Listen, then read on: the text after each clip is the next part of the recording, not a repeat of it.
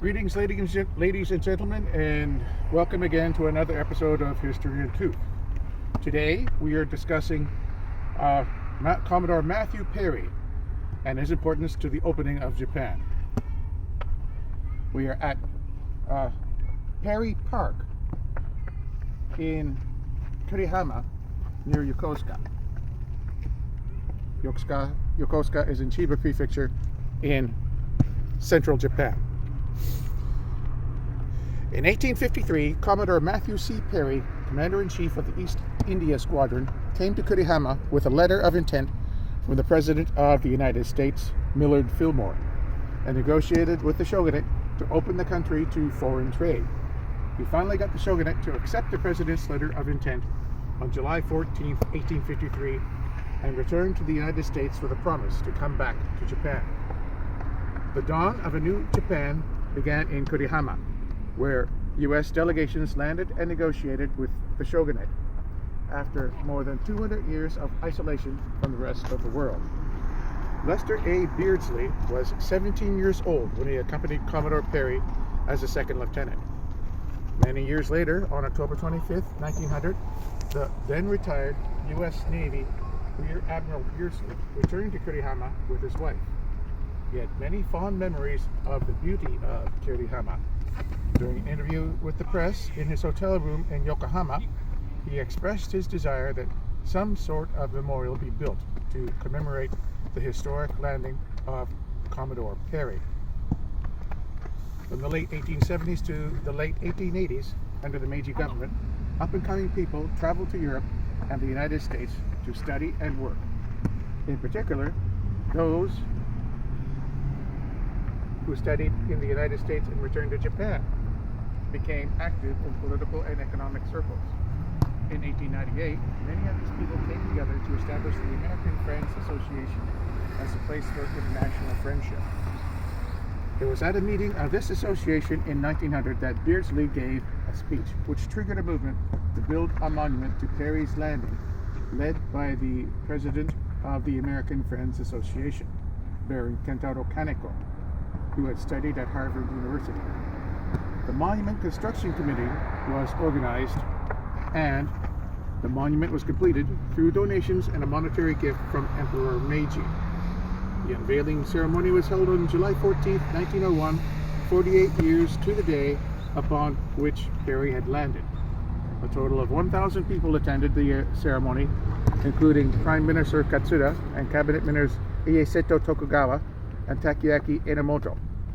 And from the United States, Beardsley and Perry's grandson, Rear Admiral Frederick Rogers. It was a grand ceremony with Japanese and American warships firing guns in celebration off the coast of Kurihama. The monument commemorating the landing of Commodore Perry was a symbol of friendship between Japan and the United States. But during World War II, anything related to the United States was considered hostile and hated. The monument was pulled down by a group led by Yokosuka's Yokusan Seinendan, the Imperial Rule Assistance Young Men's Corps, on February 8, 1945. However, the war ended 6 months later on August 15th, and the monument was restored in November of that year. The significance of this monument cannot be overstated, as it represents an extremely important turning point in Japanese history.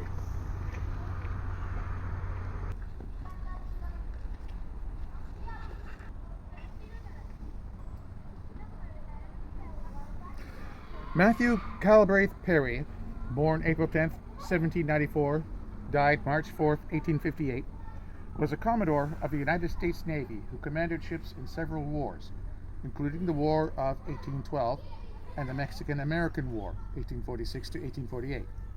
He played a leading role in the opening of Japan to the west with the Convention of Kanagawa in 1854. Perry was interested in the education of naval officers and assisted in the development of an apprentice system that helped establish the curriculum at the United States Naval Academy. With the advent of the steam engine, he became a leading advocate of modernizing the U.S. Navy and came to be considered the father of the steam navy in the United States. Matthew Perry was a member of the Perry family, a son of Sarah Wallace, born Alexander, 1768 to 1830, and Navy Captain Christopher Raymond Perry, 1761 to 1818, who was born April 10, 1794, in South Kingstown, Rhode Island. His siblings included Oliver Hazard Perry, Raymond Henry Jones Perry, Sarah Wallace Perry, Anna Marie Perry, mother of George Washington Rogers, James Alexander Perry, Nathaniel Hazard Perry, and Jane Tweedy Perry, who married William Butler. His mother was born in County Down, Ireland, and was a descendant of an uncle of William Wallace, the Scottish knight and landowner. His paternal grandparents were James Freeman Perry, a surgeon, and Mercy Hazard, a descendant of Governor Thomas Prince, a co-founder of Eastham, Massachusetts, who was a particular political leader in both the Plymouth and Massachusetts Bay colonies, and governor of Plymouth, and a descendant of Mayflower passengers, both of whom were signers of the Mayflower Compact. Elder William Brewster, the Pilgrim colonist leader and spiritual leader of the Plymouth colony, and George Soule to Susanna Barber Perry. Perry's naval career. In 1809, Perry received a midshipman's warrant in the Navy and was initially assigned to USS Revenge under the command of his elder brother. He was then assigned to USS President, where he served as an aide to Commodore John Rogers. President was in a victorious engagement over a British vessel, HMS Little Belt, shortly before the War of 1812 was officially declared. Perry continued aboard President during the War of 1812 and was president at the engagement with HMS Belvidera.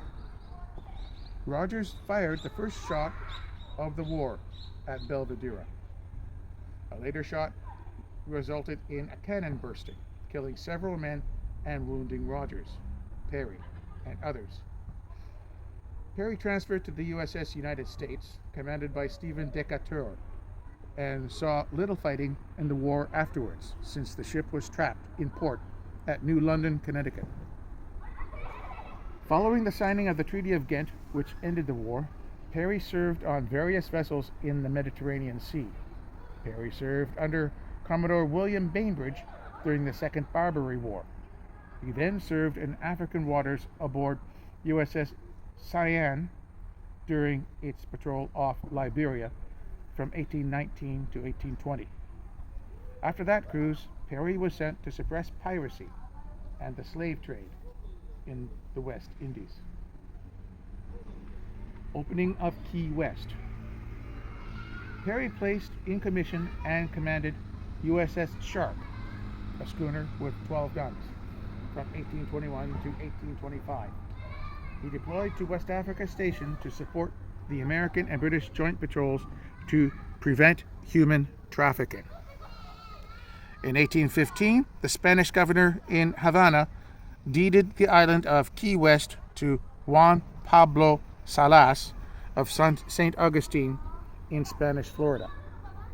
After Florida was transferred to the United States, Salas sold Key West to American businessman John W. Simonton for $2,000 in 1821.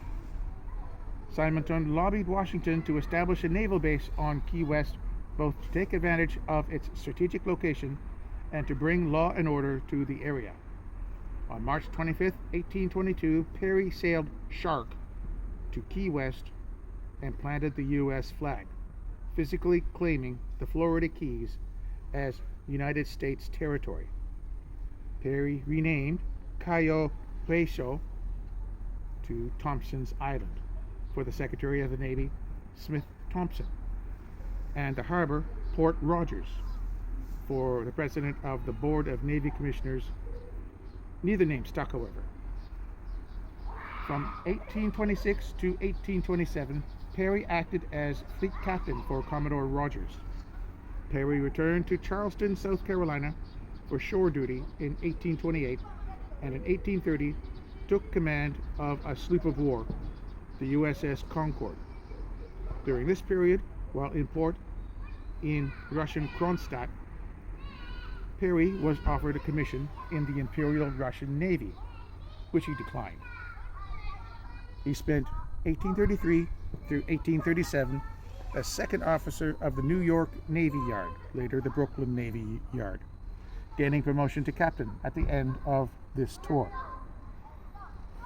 Father of the Steam Navy.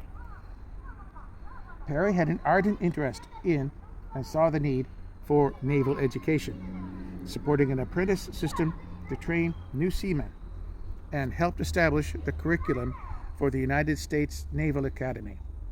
He was a vocal proponent of modernizing the Navy. Once promoted to captain, he oversaw construction of the Navy's second steam frigate, USS Fulton, which he commanded after its completion. He was called the father of the Steam Navy, and he organized America's first Corps of Naval Engineers and conducted the first U.S. Naval Gunnery School while commanding Fulton from 1839 to 1841 off Sandy Hook on the coast of New Jersey. Promotion to Commodore. Perry received the title of Commodore in June 1840, when the Secretary of the Navy appointed him to Commandant of the New York Navy Yard. The United States Navy did not have ranks higher than captain until 1857, so the title of Commodore carried considerable importance. Officially, an officer would revert to his permanent rank after the squadron command assignment had ended. Although in practice, officers who received the title of Commodore retained the title for life, as did Perry. During his tenure in Brooklyn, he lived in Quarters A in Vinegar Hill, a building which still stands today. In 1843, Perry took command of the Africa Squadron, whose duty was to interdict the slave trade under the Webster-Ashburton Treaty, and continued in this endeavor through 1844. The Mexican-American War. In 1845, Commodore David Connor's length of service in command of the home squadron had come to an end. However, the coming of the Mexican-American War persuaded the authorities not to change commanders in the face of the war. Perry, who would eventually succeed Connor, was made second in command and captained USS Mississippi. Perry captured the Mexican city of Frontera, demonstrated against Tabasco, being defeated in San Juan Bautista by Colonel Juan Bautista Trancones in the First Battle of Tabasco, and took part in the capture of Tampico on November 14, 1846. He had to return to Norfolk, Virginia to make repairs, and was still there when the amphibious landings at Veracruz took place. His return to the U.S. gave his superiors the chance to finally give him orders to succeed Commodore Connor in command of the home squadron. Perry returned to the fleet, and his ship supported the siege of Veracruz from the sea. After the fall of Veracruz, Winfield Scott moved inland, and Perry moved against the remaining Mexican port cities. Perry assembled the Mosquito Fleet and captured Tuxpan in April 1847. In July 1847, he attacked Tabasco personally, leading a 1,173-man landing force ashore and attacking the city of San Juan Bautista from land, defeating the Mexican forces and taking the city.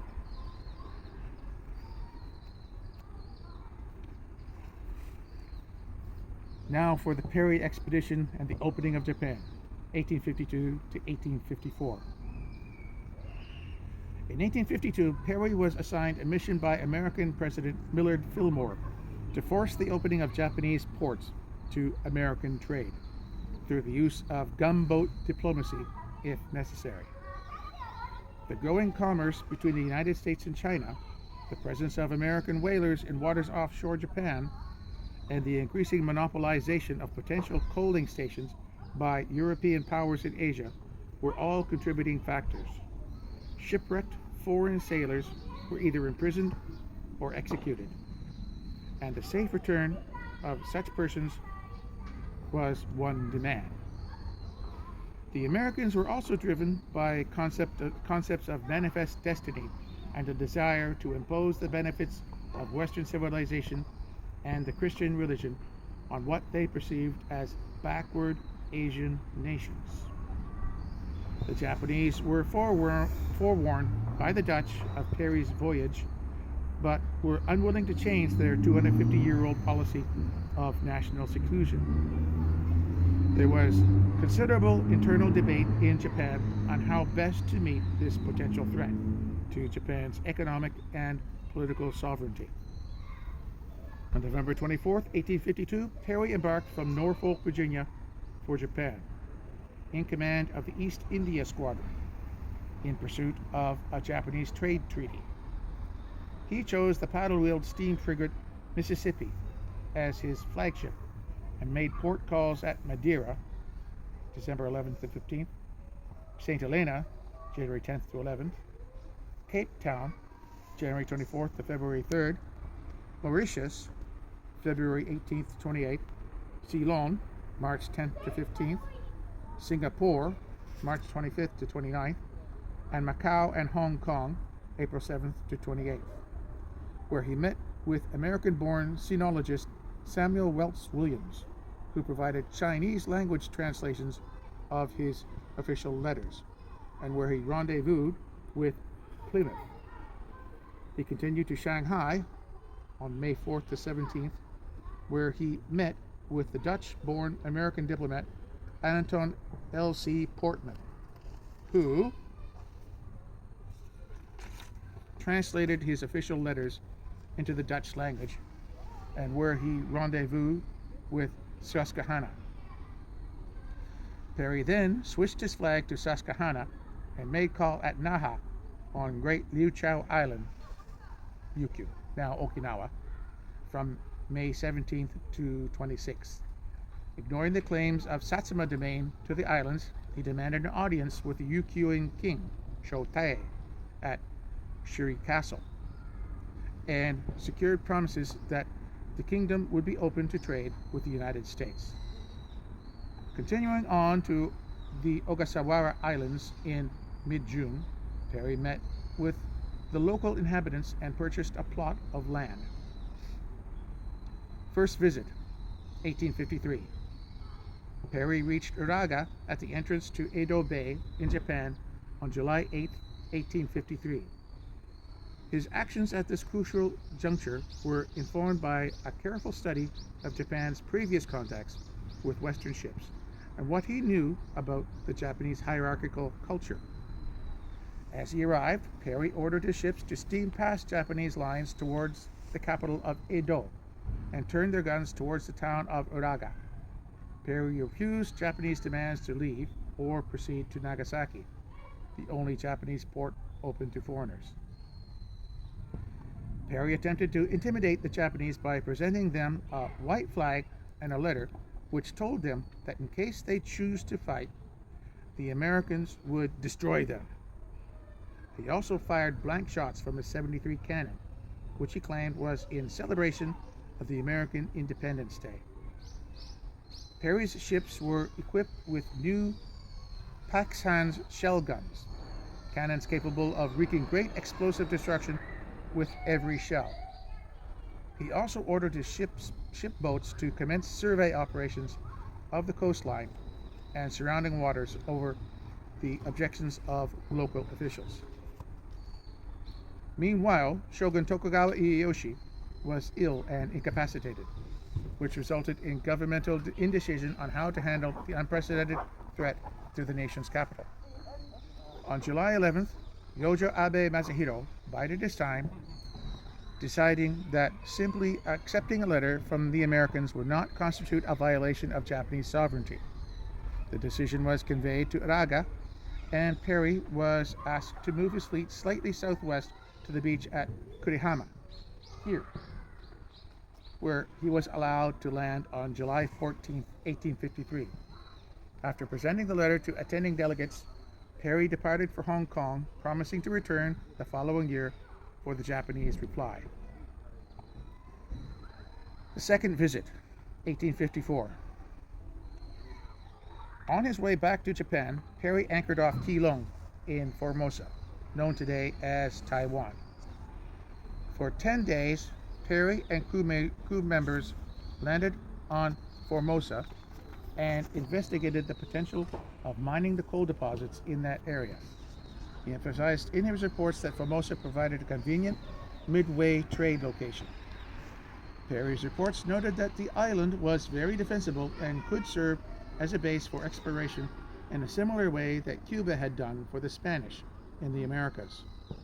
Occupying Formosa could help the United States counter European monopolization of the major trade routes. The United States government failed to respond to Perry's proposal to claim sovereignty over Formosa. To command his fleet, Perry chose officers with whom he had served in the Mexican-American War. Commander Franklin Buchanan was captain of the Susquehanna, and Joel Abbott, Perry's second in command, was captain of the Macedonian. Commander Henry A. Adams was chief of staff with the title Captain of the Fleet. Major Jacob Zelen, future Commandant of the United States Marine Corps, was the ranking Marine officer and was stationed on Mississippi. Perry returned on 13 February 1854 after only half a year rather than the full year promised, and with 10 ships and 1,600 men. Both actions were calculated to put even more pressure onto the Japanese. After initial resistance, Perry was permitted to land at Kanagawa, near the site of present-day Yokohama, on March 8th, and the Convention of Kanagawa was signed on 31st March.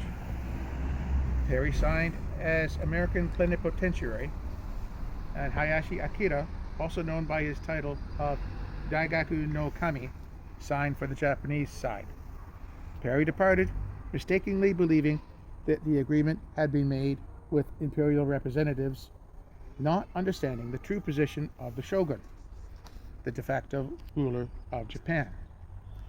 Perry then visited Hakodate on the northern island of Hokkaido and Shimoda, the two ports which the treaty stipulated would be opened to visits by American ships. They returned to the United States, 1855.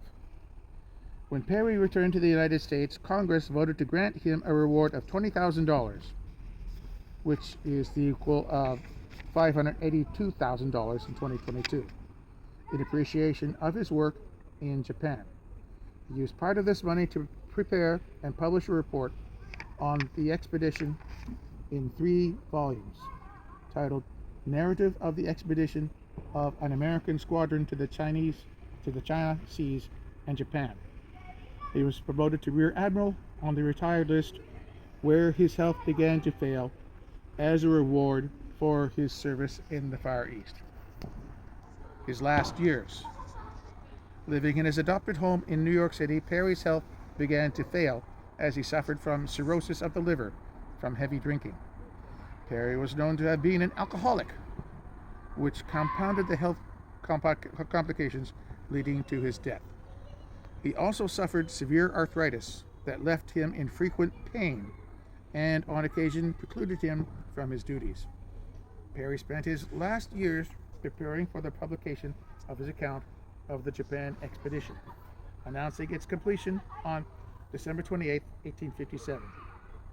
2 days later, he was detached from his last post on assignment to the Naval Efficiency Board. He died awaiting further orders on March 4, 1858, in New York City of rheumatic fever that had spread to the heart, compounded by complications of gout and alcoholism. Initially interred in a vault on the grounds of St. Mark's Church in the Bowery in New York City, Perry's remains were moved to the Island Cemetery in Newport, Rhode Island on March 21, 1866, along with those of his daughter Anna, who died in 1839. In 1873, an elaborate monument was placed by Perry's widow over his grave in Newport.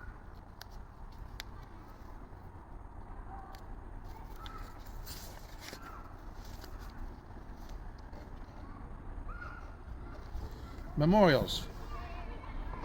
Japan erected a monument to Perry on July 14, 1901, at the spot where the Commodore first landed. The monument survived World War II and is now the centerpiece of a small seaside park called Perry Park at Yokosuka, Japan. Within the park, there is a small museum dedicated to the events of 1854. Matthew C. Perry Elementary School can be found on Marine Corps Air Station Iwakuni.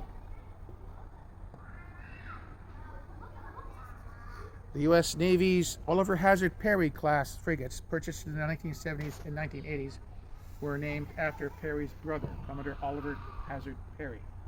The ninth ship of the Lewis and Clark class of the dry cargo ammunition vessels is named the USNS Matthew Perry. This concludes our history of Commodore Perry.